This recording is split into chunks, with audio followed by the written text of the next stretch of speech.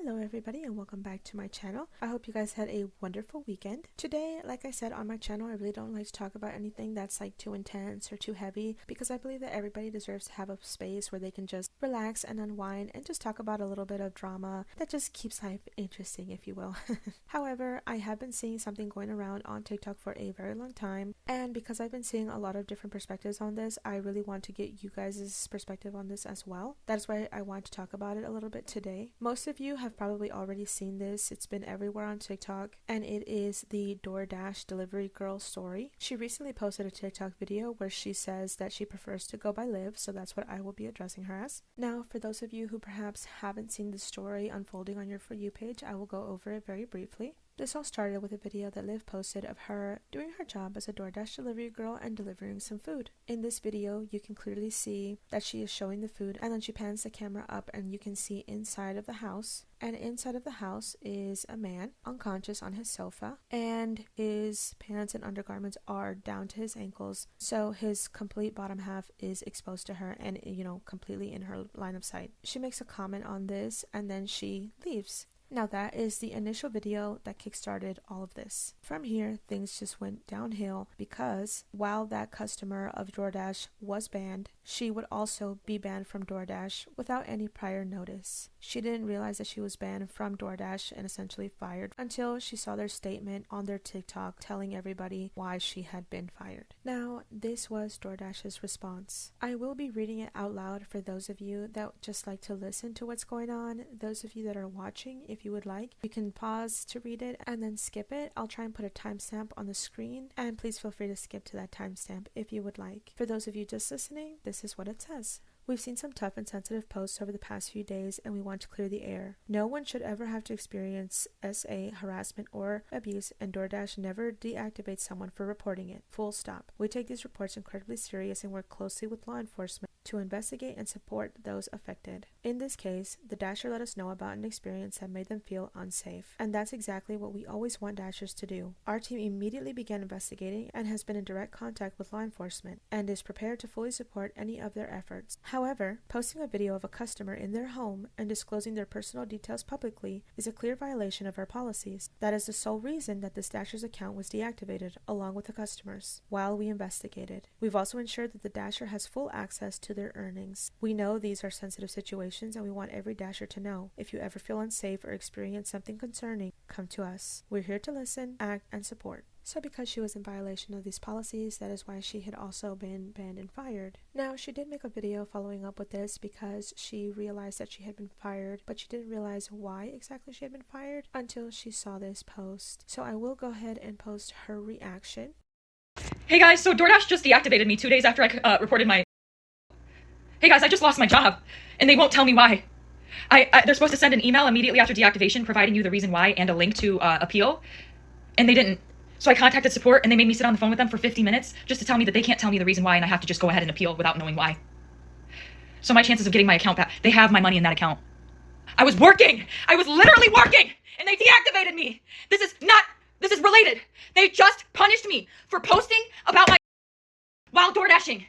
They just fired me! And the police are doing nothing!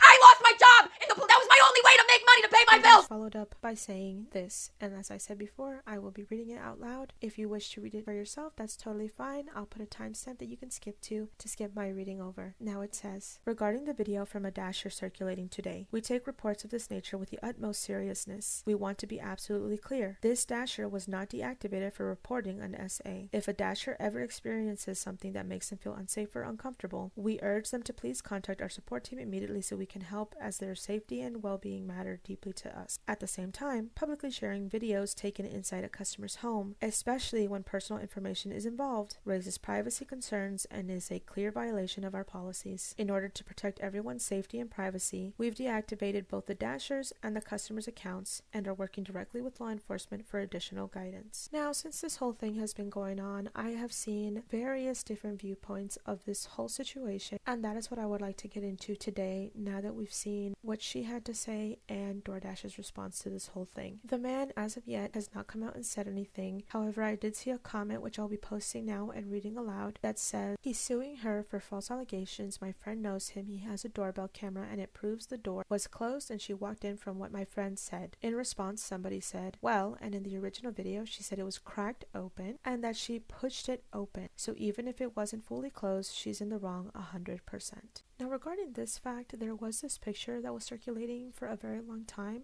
and I'll go ahead and post it now. And people were using it as evidence to that fact that she opened the door and it was slightly cracked open. However, upon further inspection, you can clearly see that this picture is edited. It is a cropped image from her video where she is showing the man the very first time. So I feel that the manipulation of this picture to further some kind of rhetoric is absolutely ridiculous. Now, throughout this whole ordeal, she has also stated that TikTok is also trying to silence her story because she was saying that she got a strike the first time that she posted the video because I believe she posted it unedited. So you could clearly see how exposed the man was. Then she posted it a second time where she did cover it up and it still got a strike. So she was saying that TikTok was trying to silence her because of this. And if she gets one more strike, then she won't be able to get the money that she was making from gaining followers and becoming monetized on TikTok. Some people were saying that this was in poor taste considering the circumstances. However, I will just go ahead and say, playing devil's advocate, she had just lost her job as a DoorDasher and she had clearly stated that was her only means of making money. Wouldn't we all be concerned about where our income was coming from next? And if we saw a viable source of income about to get taken away from us after having lost our job, I think we would all be a little bit worried about that. Now, one thing that I want to talk about this whole situation is people's discourse over the fact that she uses the words SA. Some people are saying that it is not, and there have been lawyers saying that in court it would not hold up because that is not actually SA. Indecent exposure, absolutely, but not SA. And other people are saying that it is. Some SA survivors themselves have even come out and said that what she is doing is making a mockery of SA and it's actually hurting real victims because people will throw around the word very easily in situations such as this, and then people don't take real victims seriously. I myself am unsure where I stand. I think when it comes to the terminology of certain things, perhaps that is not the word to have used. However, I believe she's completely entitled to being freaked out about going to deliver some food and seeing a man exposed to her. Another point of contention is the fact that she recorded him while he was unconscious and posted him. Some claim that she was completely within her right to do so and post him online because predators don't deserve any kind of protection whatsoever. Some are against this because they say he's not a predator, he's just some guy who was doing something in the privacy of his own home. The door was open and she happened to see him and then recorded him and posted him online. They throw around the argument, if the genders were reversed, how would this play out? I do agree that this would play out very, very differently. However, I will also say people are saying, well, he did it on purpose, and other people are saying that he didn't. In this situation, I feel like until more information comes out, it's impossible to say whether he did it on purpose or not. Regardless, I do believe this was an incredibly uncomfortable situation. I will go ahead and also say that I think it's easy when you're on the outside looking in to downplay it and say it's not really a big deal. I myself have been in a circumstance where people are like, well, I would have done this and you should have done this. Hindsight is 2020. When you're in a certain situation like that, you really don't know how you would act unless you're in that situation. But when you're caught in the moment, it's a horrible feeling, it's a horrible experience, and you're not really processing things as perhaps you would be if you weren't in such a state of distress. I also bring this up because I've seen several videos where they bring this topic up about the door being open and that if it was them, they would have just closed the door and called it a night and filed it under things that they wish they had never seen and move on with their lives. They've even made skits about that.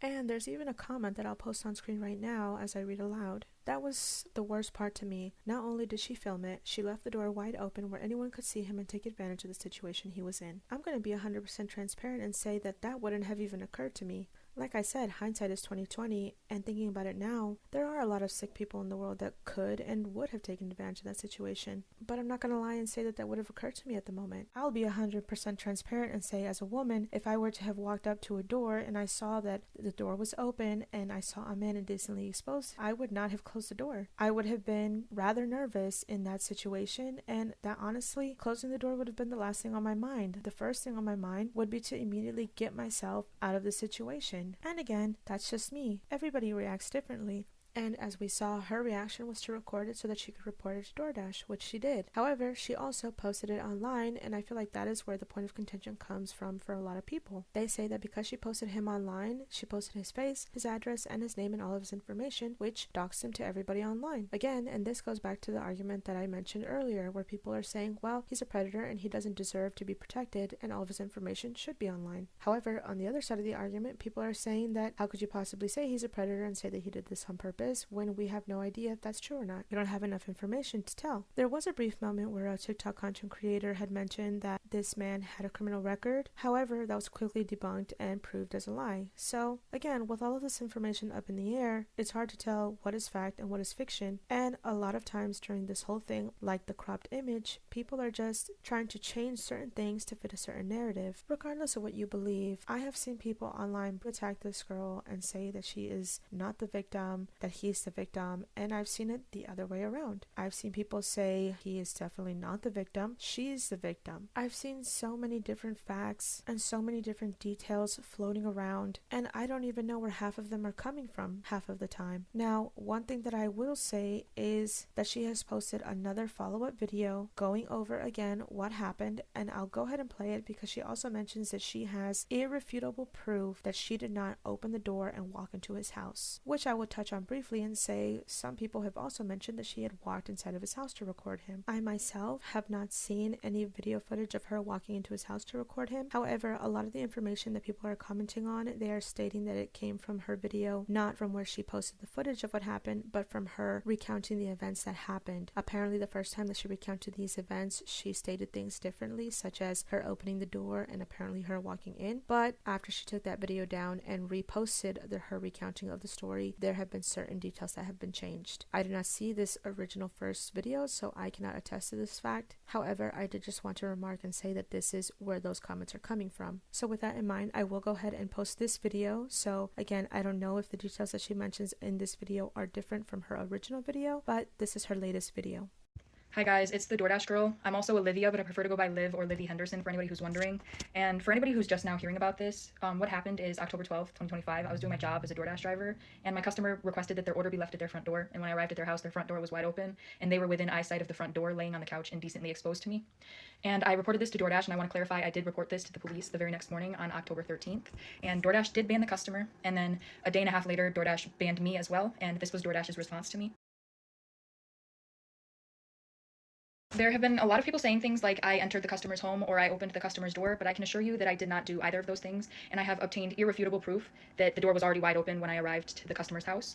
But due to its importance, I cannot post that proof at this time. And to all those that have been supportive of me during this time, thank you so much. I've been seeing your comments and your videos and your messages, and trust me, I won't forget the love that has been shown to me during this time. And to any large creators that have made statements on my situation and then further retracted that and then issued me an apology, I appreciate that.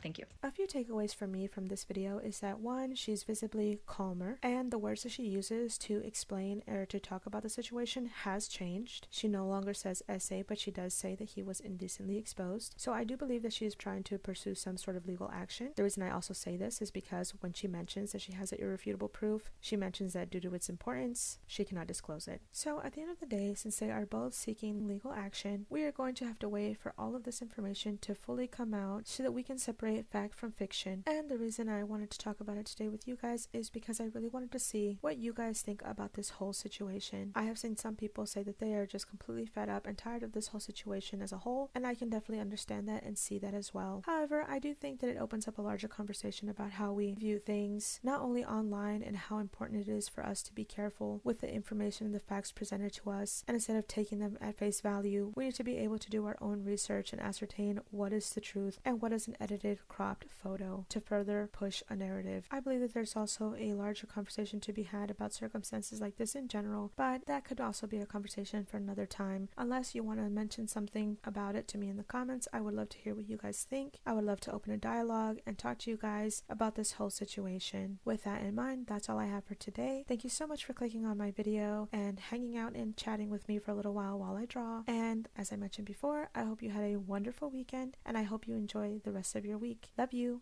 Bye.